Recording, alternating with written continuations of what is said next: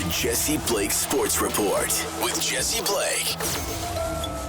The Miami Heat traded Jimmy Butler to the Golden State Warriors on Wednesday afternoon. This brings an end to a months-long saga between Jimmy Butler and the Miami Heat, where him and Pat Riley were playing chicken. Pat Riley said he needed his players to play more. Jimmy Butler wanted a giant extension from the Miami Heat that they would not give him. Eventually, he was suspended on 3 different occasions during this season alone. One was for missing a team plane, the other for actions detrimental to the team. And then eventually he was suspended indefinitely. The last one where they just said, hey, Jimmy, you're hurting the organization. Stay away. You requested a trade. Go away until we figure something out and we trade you. And that trade happened today. The full trade details are Golden State receives Jimmy Butler. Detroit receives Lindy Waters and Josh Richardson. Miami gets back Andrew Wiggins, PJ Tucker, a 2025 first-round pick that is top 10 protected, and Golden State's pick. And the Utah Jazz, who are in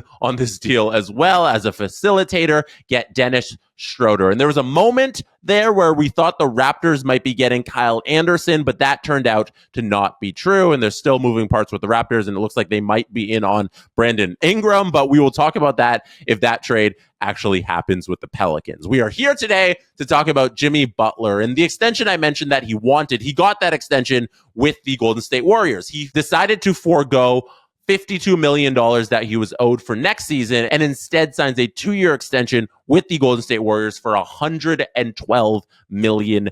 So he's 35 right now. He'll be 37 when that ends. And Jimmy Butler was seeking that extension because he feels like he deserves it with the Miami Heat. He had a very successful run with the Miami Heat despite not winning a championship. He went to 2 NBA finals in 2020 and 2023. And those finals appearances for Miami were a shock to everybody, to the entire basketball world. But because playoff Jimmy showed up and he dragged the team to the NBA finals, that's what happened. They got to the NBA Finals, and that's what he was seeking. And now the Golden State Warriors get a motivated Jimmy Butler who is on his A game, his best behavior. He always is on his best behavior when he lands in a new team. And that is what we are here to talk about right now. Jimmy Butler fighting his way to new teams. This will be the 5th team that Jimmy Butler plays for. He started his career in Chicago and he fought his way out of Chicago. Eventually, he wanted a trade. They moved him over to Minnesota, where eventually he was unhappy. He had to leave Minnesota,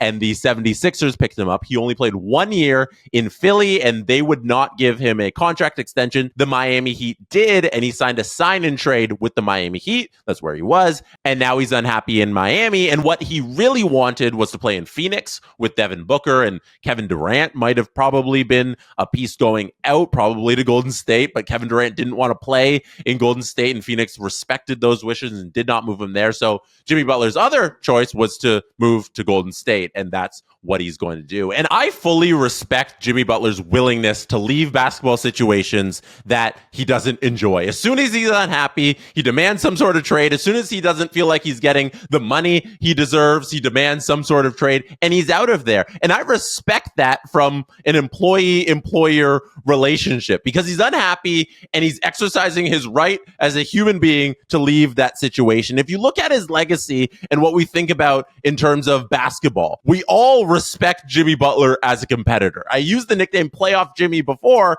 because Jimmy Butler always steps up in the highest leverage situations. And if you look at who's acquiring him right now, it's the Golden State Warriors, who are desperate to win because they know they're getting a player who's going to be on his best behavior and who always shows up when he feels like showing up. And during these 2 years, because he knows what's at stake here, he doesn't have any more opportunities, he's going to show up. And if we look at what happened this past weekend with Luka Doncic, where Luka thought he was going to be a Mav for life. Now that that trade has happened and there's been a few days for that to marinate, we're getting all these stories about Luka Doncic being blindsided by this trade. And I fully believe him that he was. And he penned a letter to Mavs fans. He thought he was going to be in Dallas forever. And Nico Harrison, general manager of the Dallas Mavericks, said, I want to move off of this player. I want Anthony Davis instead. And if the executives around the NBA can make these decisions where they can move guys and they can make the decisions for their organization through the power that they hold, which is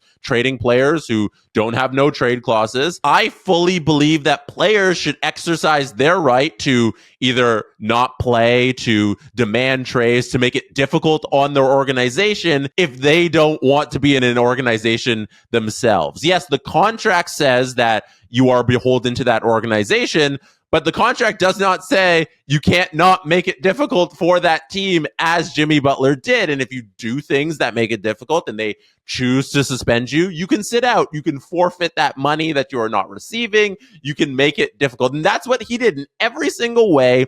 He exercised his right to strike, to not compete, to not try. We shouldn't be upset with somebody because they're upset with their situation. Jimmy Butler didn't ask Miami to pay him for the games that he was suspended. He said, okay, if I'm not going to play here, I'm not going to make that game check, and I'm fine with that. I will move on with my life until I get a situation that I'm happy with, and he fought his way to a situation he was happy with. We see GMs do this to players all the time. I don't mind when a select few of players do it back to the general managers. That's just how I look at this thing, where it's okay. It's okay. If Jimmy Butler goes on to win a NBA championship with the Golden State Warriors this season, next season, let's say him, Steph, and Dre are the new big three, and they team up and they win an NBA championship this season. Who cares what he did in Miami? That's just going to be a part of the story, and it's just going to be more, Jimmy Butler was right to leave that situation. Look what he got here. We're all celebrating him. The Bay Area will love him. Everything will be fine if he just wins on the basketball court. And at the end of the day, that's kind of what it comes down to.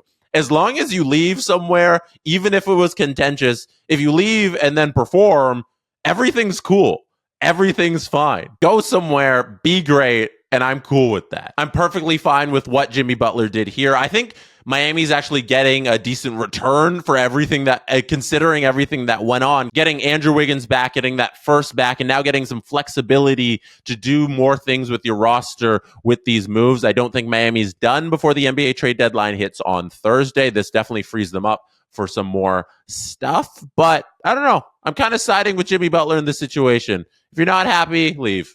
That's kind of it. I think now that the saga's over, we're going to see Jimmy Butler play great basketball again, and I think that's the best for everyone out of this situation. That's it for me tonight. Don't forget to hit like. Don't forget to hit subscribe. Thank you for being here. You could have been anywhere in the world, but you chose to be watching or listening right now, and I appreciate you for that. Good night from Toronto. That is how it's done. The Jesse Blake Sports Report with Jesse Blake. Jesse Blake, the guy that likes to hear his name twice in one sentence. Sure, I know him. No, he doesn't have an ego at all.